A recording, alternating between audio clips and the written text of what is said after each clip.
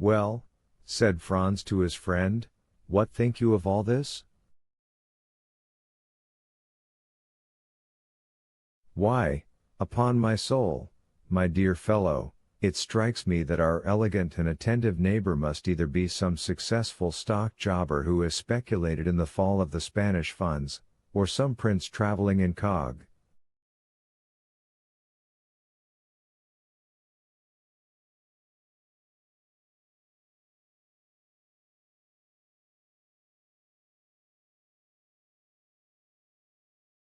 "Hush, hush," replied Franz, "we shall ascertain who and what he is. He comes."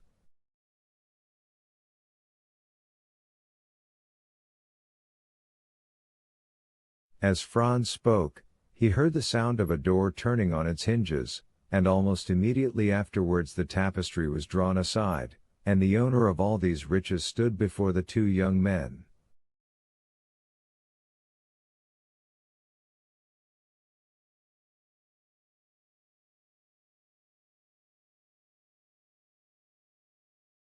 Albert instantly rose to meet him, but Franz remained, in a manner, spellbound on his chair, for in the person of him who had just entered he recognized not only the mysterious visitant to the Colosseum, and the occupant of the box at the Teatro Argentino, but also his extraordinary host of Monte Cristo.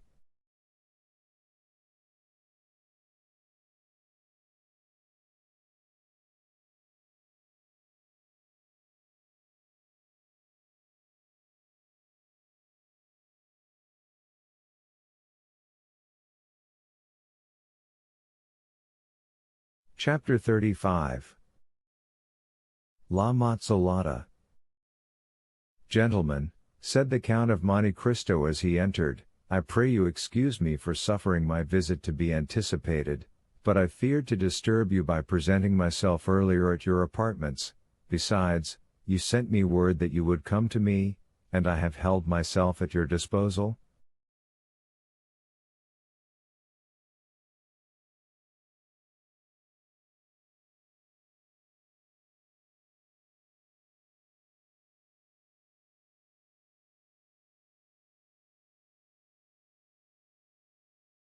"Franz and I have to thank you 1,000 times, Count," returned Albert.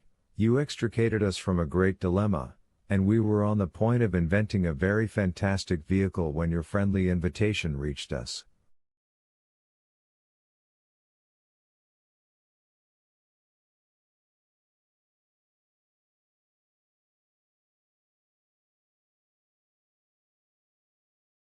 "Indeed," returned the Count, motioning the two young men to sit down.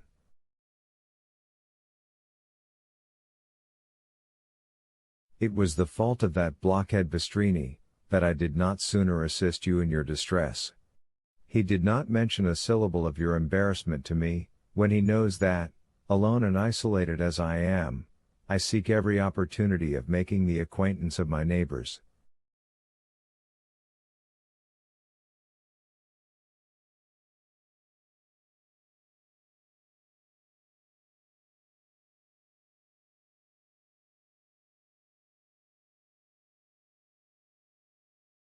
As soon as I learned I could in any way assist you, I most eagerly seized the opportunity of offering my services."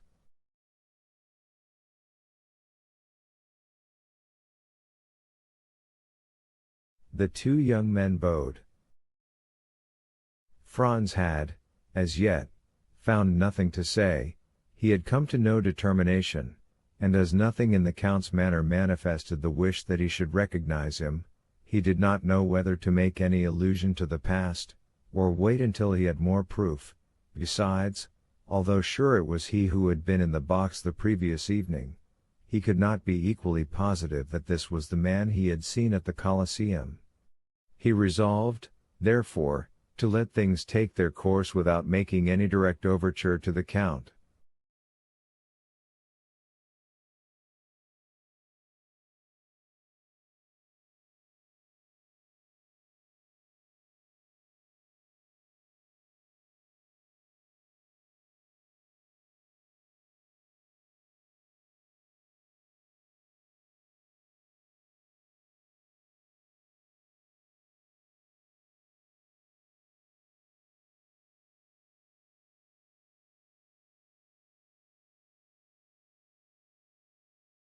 Moreover, he had this advantage: he was master of the Count's secret, while the Count had no hold on Franz, who had nothing to conceal.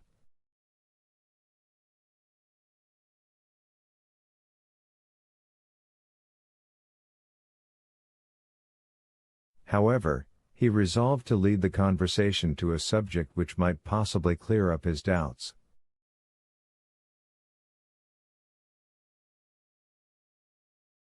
"Count," said he, "you have offered us places in your carriage, and at your windows in the Rispoli Palace. Can you tell us where we can obtain a sight of the Piazza del Popolo?"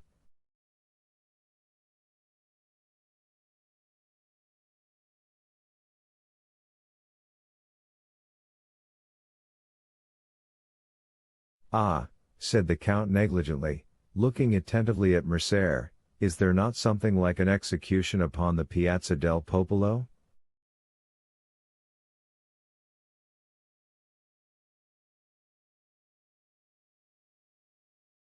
"Yes," returned Franz, finding that the Count was coming to the point he wished.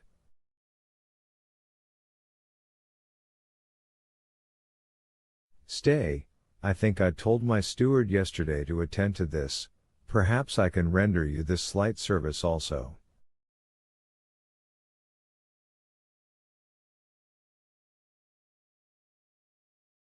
He extended his hand, and rang the bell thrice. "Did you ever occupy yourself," said he to Franz, "with the employment of time and the means of simplifying the summoning your servants?" "I have. When I ring once, it is for my valet, twice, for my majordomo, thrice, for my steward, thus I do not waste a minute or a word."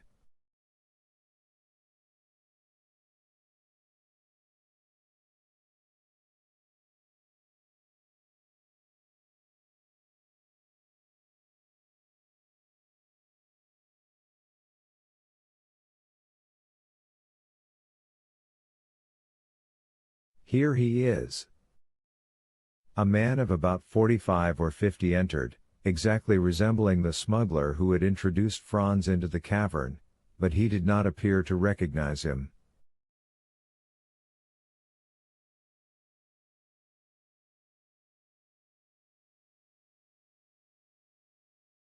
It was evident he had his orders.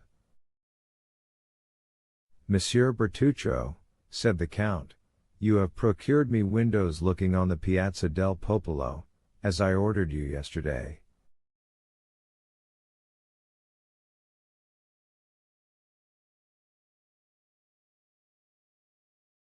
"Yes, Excellency," returned the steward, "but it was very late."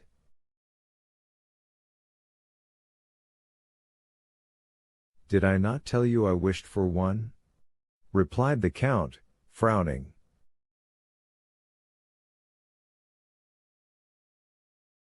"And your Excellency has one, which was let to Prince Lobaniev, but I was obliged to pay 100.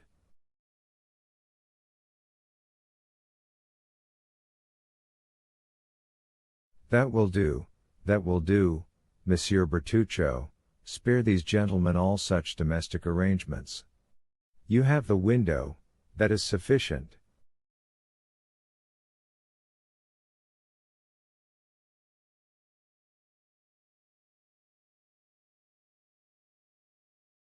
"Give orders to the coachman, and be in readiness on the stairs to conduct us to it."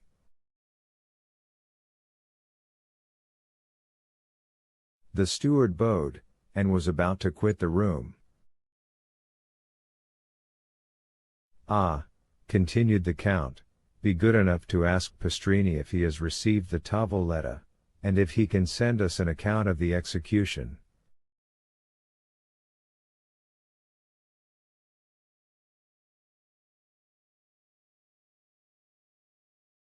"There is no need to do that," said Franz, taking out his tablets, "for I saw the account, and copied it down."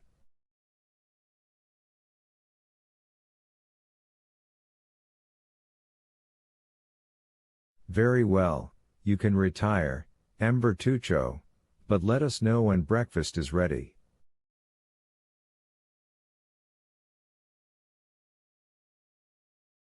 These gentlemen, added he, turning to the two friends, will, I trust, do me the honor to breakfast with me?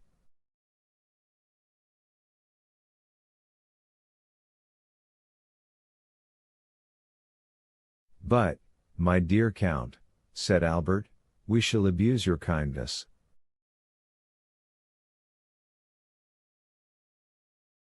Not at all, on the contrary, you will give me great pleasure. You will, one or other of you, perhaps both, return it to me at Paris.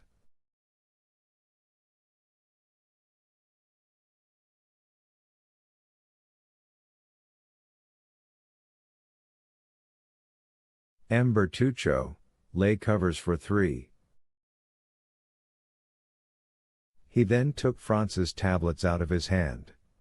We announce, he read, in the same tone with which he would have read a newspaper, that today, the 23d of February, will be executed Andrea Rindolo, guilty of murder on the person of the respected and venerated Don Cesare Terlini, canon of the Church of St. John Lateran, and Peppino, called Rocca Priori, convicted of complicity with the detestable bandit Luigi Vampa, and the men of his band. Hum.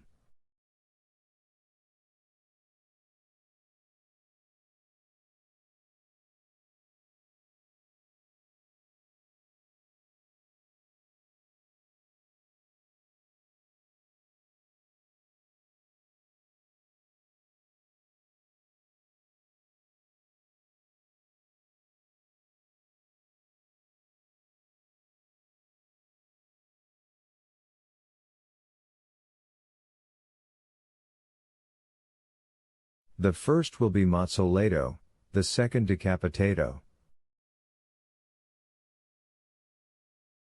Yes, continued the Count, it was at first arranged in this way, but I think since yesterday some change has taken place in the order of the ceremony.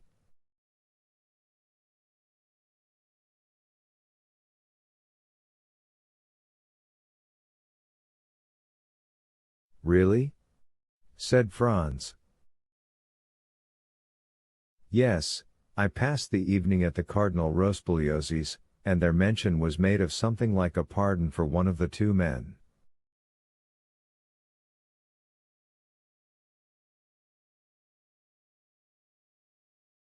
For Andrea Rindolo? Asked Franz. No, replied the Count, carelessly, for the other. He glanced at the tablets as if to recall the name, for Peppino, called Rocca Priori.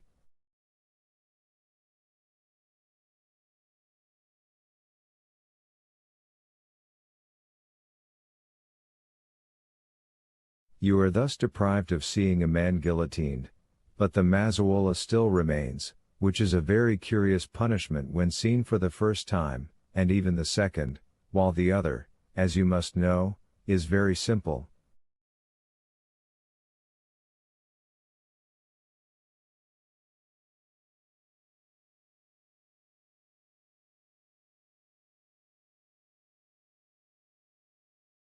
The mandea never fails, never trembles, never strikes 30 times ineffectually, like the soldier who beheaded the Count of Chalais, and to whose tender mercy Richelieu had doubtless recommended the sufferer.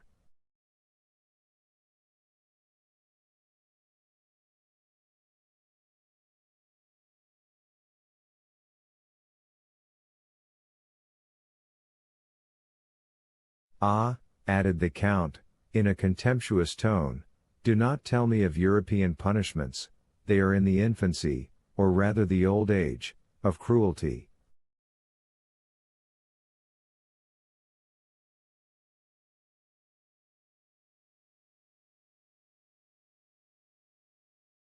Guillotine. Really, Count, replied Franz, one would think that you had studied the different tortures of all the nations of the world.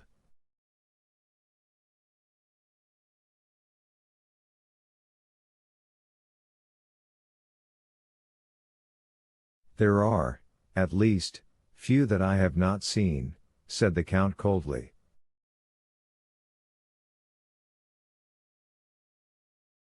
And you took pleasure in beholding these dreadful spectacles? My first sentiment was horror, the second indifference, the third curiosity.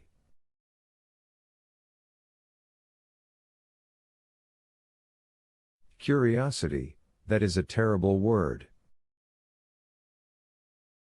Why so? In life, our greatest preoccupation is death, is it not then, curious to study the different ways by which the soul and body can part, and how, according to their different characters, temperaments, and even the different customs of their countries, different persons bear the transition from life to death, from existence to annihilation?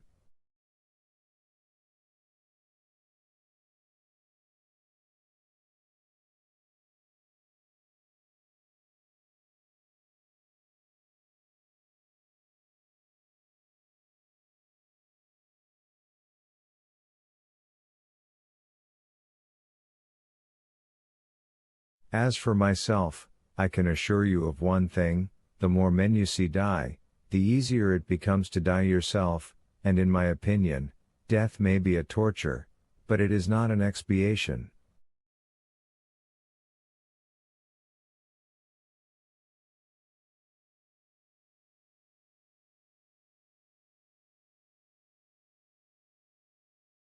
I do not quite understand you, replied Franz. Pray explain your meaning, for you excite my curiosity to the highest pitch.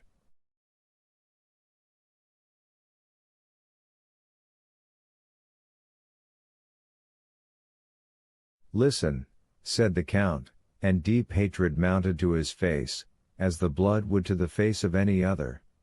If a man had by unheard of and excruciating tortures destroyed your father, your mother, your betrothed, a being who, when torn from you, left a desolation, a wound that never closes, in your breast, do you think the reparation that society gives you is sufficient when it interposes the knife of the guillotine between the base of the occiput and the trapezial muscles of the murderer, and allows him who has caused us years of moral sufferings to escape with a few moments of physical pain?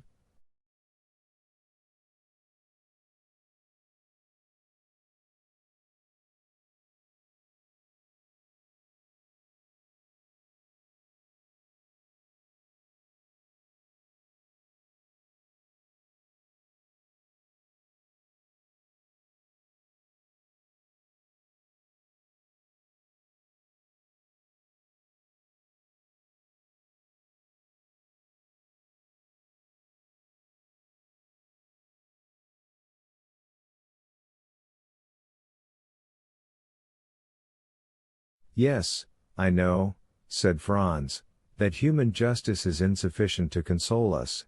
She can give blood in return for blood, that is all, but you must demand from her only what it is in her power to grant.